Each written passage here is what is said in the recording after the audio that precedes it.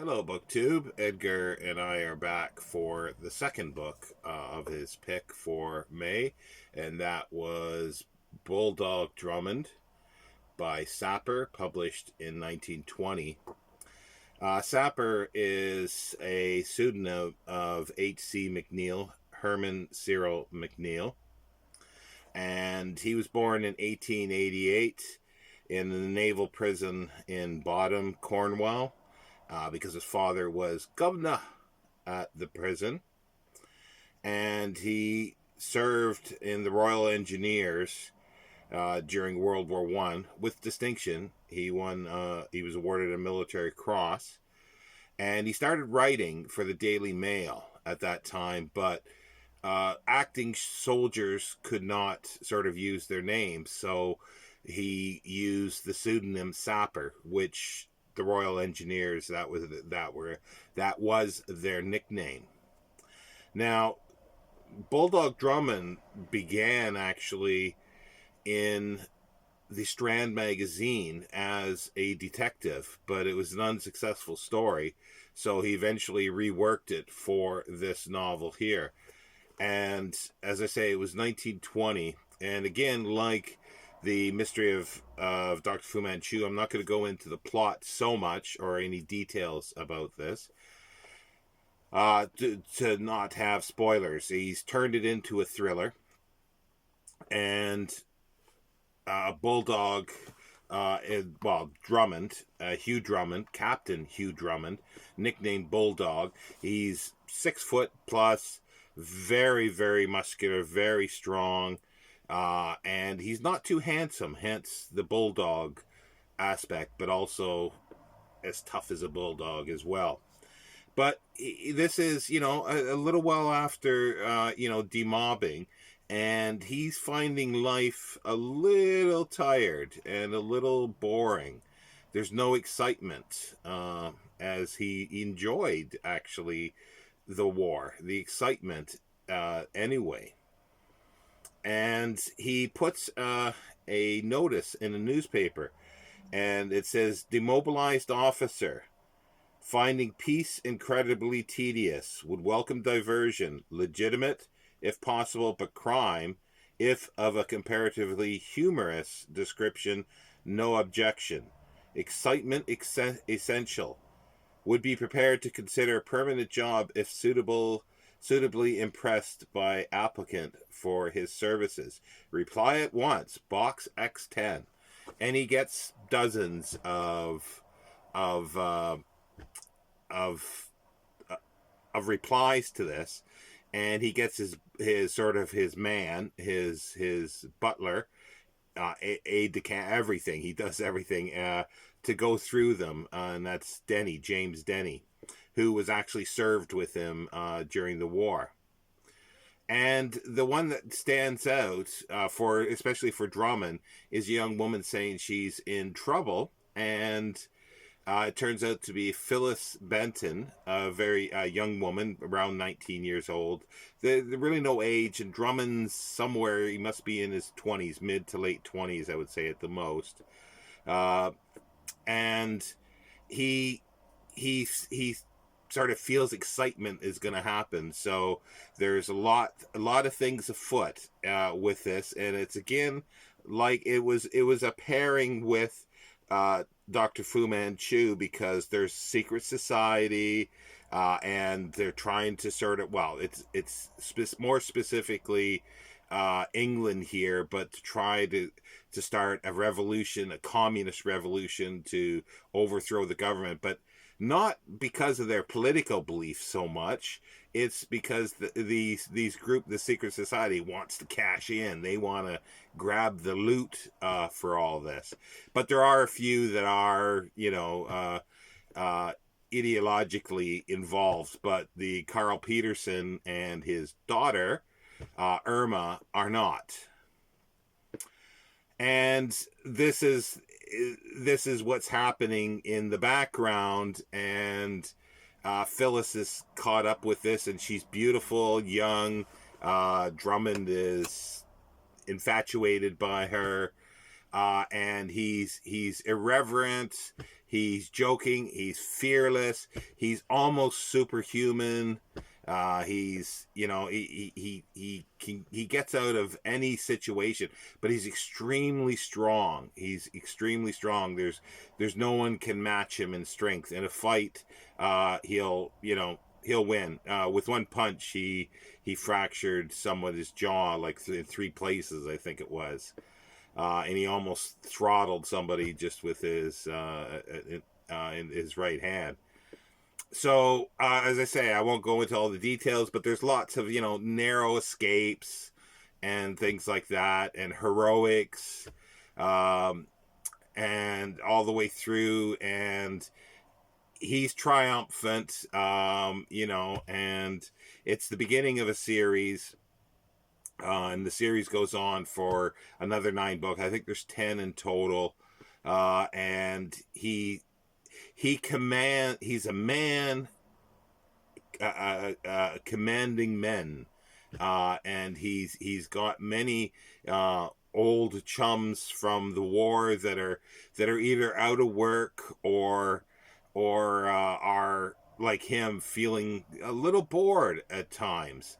So, and they are all devoted to him and obey him basically to the word, more or less. He's may not be the smartest, soldier in the group, but he commands. He's good at doing his job, and he's learnt a lot during the war how to kill somebody, and how to survive, and sabotage, you name it. He's learned all this during the war. He's Bulldog Drummond is also a Military Cross Award winner and a DSO and award, and it's always by his captain name, but he's basically goes by Bulldog Drummond. It's a fun story. It's unbelievable in many ways, because he just gets out of too many scrapes. He's too irreverent, but it's the basis for a lot of stuff, and he actually based it on several characters. Like there's shades of Sherlock Holmes in there, Richard Hannay,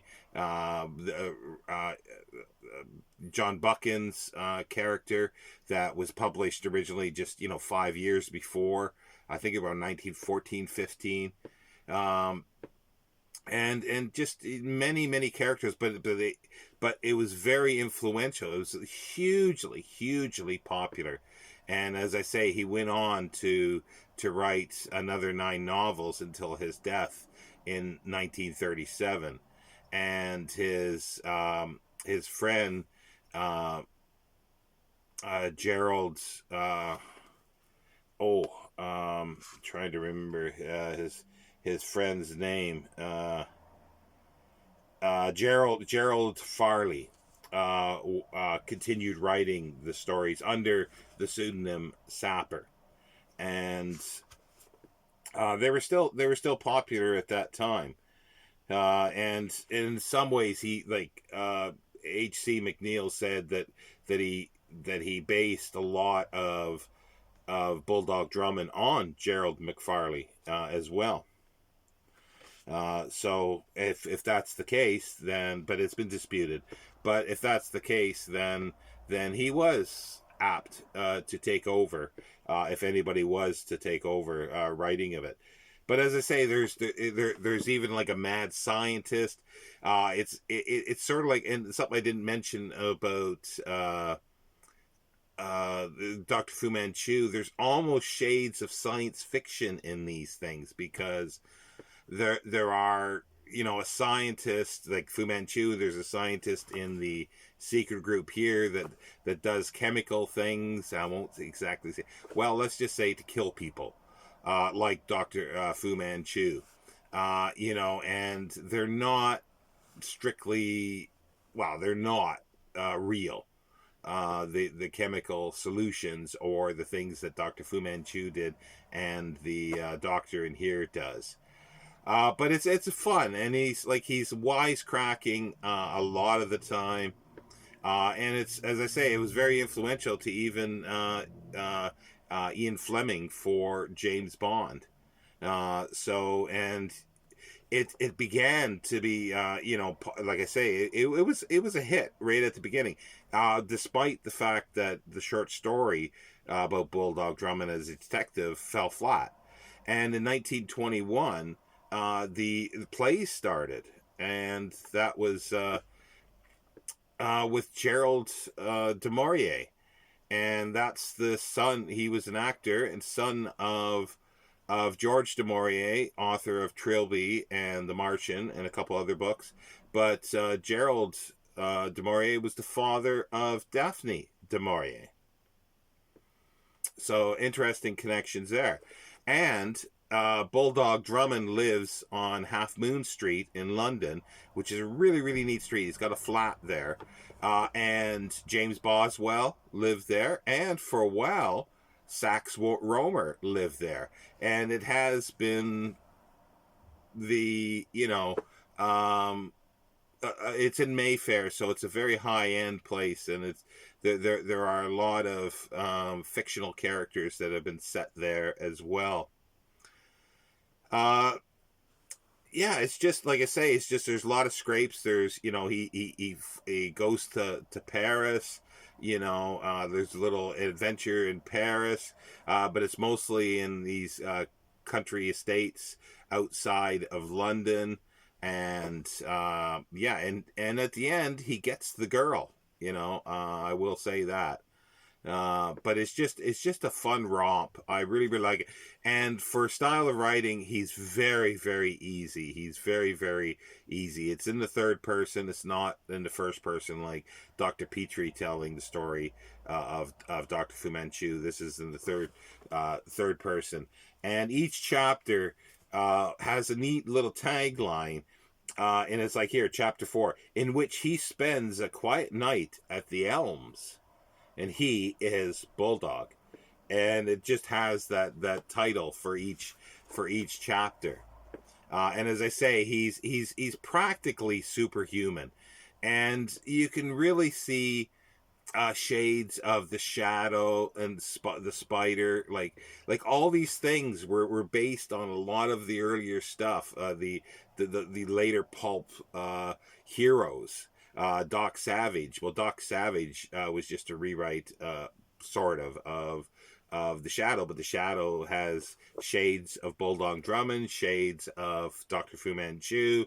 All these things are, that they're all part and parcel of a wider reading and sensationalistic pulp fiction that was just consumed. It's not huge high literary merit, but this is fairly well written. I do have to say it's quite well written, and it's better writing than the mystery of Dr. Fu Manchu.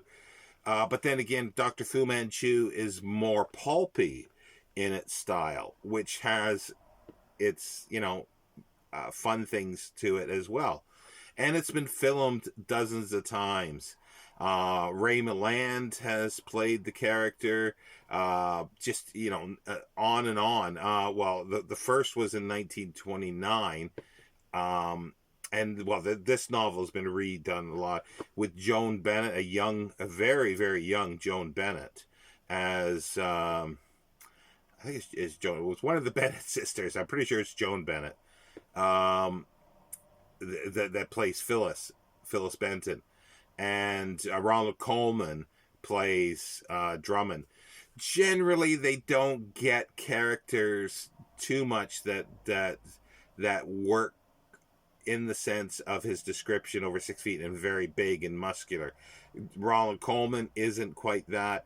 Ray Milland isn't quite that, but they play them well, irreverent characters.